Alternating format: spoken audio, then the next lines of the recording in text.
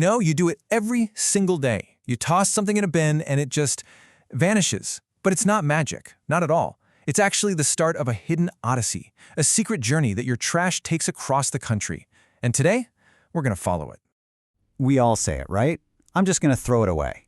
But stop and think about it for a second. Where is away? It's not some black hole. Away is a series of real places, and the journey to get there reveals this shocking multi-million-dollar industry that's built on, well, our garbage. Okay, to really get your head around the scale of this, start with this number, 2.01 billion tons. That's how much trash we, as a planet, generate every single year. It's like taking 10,000 Empire State Buildings and putting them on a scale. And this global avalanche, it all starts with one simple toss into a bin. So let's follow just one little piece of that avalanche. We're going to trace its path from the exact moment it leaves your curb. You know that familiar rumble of the garbage truck in the morning? That's just the opening scene. The first part of the journey is pretty simple, right? It goes from your curb into the collection truck. But what you don't see is that inside that truck, your trash is already being crushed under thousands of pounds of pressure. And its next stop, that's where the real story begins. A place most of us have never even heard of. Welcome to a transfer station. I want you to picture a warehouse the size of 3 football fields. This is where local trucks come and dump their 12-ton loads onto what's called a tipping floor. It's like organized chaos, where an entire city's waste gets piled up and then loaded onto massive semi-trailers for the real journey. And get this, your trash is a serious long-distance traveler. Once it's on those semi-trailers, they drive, on average, 200 miles. Some travel over 600 miles. It means that literally, your coffee cup from this morning might see more of the country than you will this year. So why so far? Well, it all comes down to space and money. Big cities like New York, for example, ran out of landfill space decades ago. So now they pay a fortune, we're talking over $400 million a year, just to ship their garbage to other states like Pennsylvania, Virginia, and South Carolina. Your trash, it's big business. All right, so after this long road trip, your trash finally arrives at one of 2 final destinations. But I want you to forget that image you have in your head of a simple dump. These places are highly engineered, they're complex, and honestly, they're pretty controversial. So this is a modern landfill, and it's way less of a dump and much more like a fortress. Seriously, it's built with these incredible layers of clay and super thick plastic liners that are designed to last for centuries. And here's the key. Its purpose isn't to break trash down. It's to seal it in, to entomb it, and keep it away from the environment forever.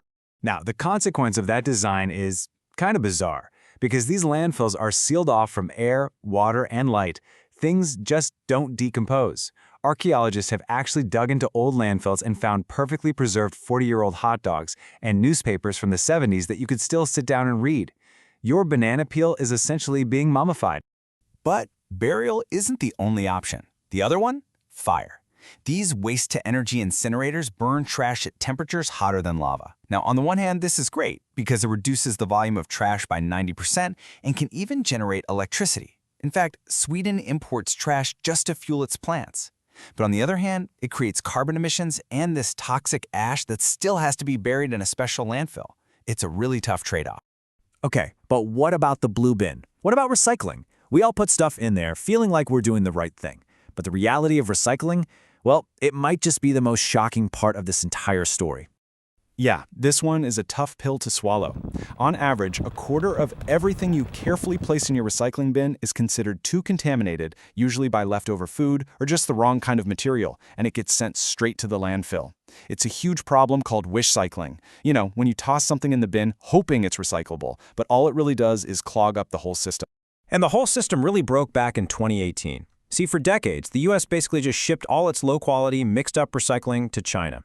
But then China enacted this policy called National Sword, and it slammed the door shut practically overnight. All of a sudden, American recycling had nowhere to go. The markets completely collapsed, and cities were forced to landfill or burn stuff they just couldn't sell anymore. So what actually gets recycled today? The numbers are pretty sobering. I mean, cardboard does pretty well. But look at plastic bottles, the thing we all think of when we hear recycling. Only 9% of them are actually turned into something new in the US. The rest? Landfills, incinerators, or floating in the environment.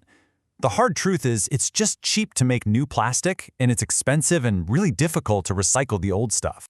Look, it is so easy to feel overwhelmed by all of this. I get it.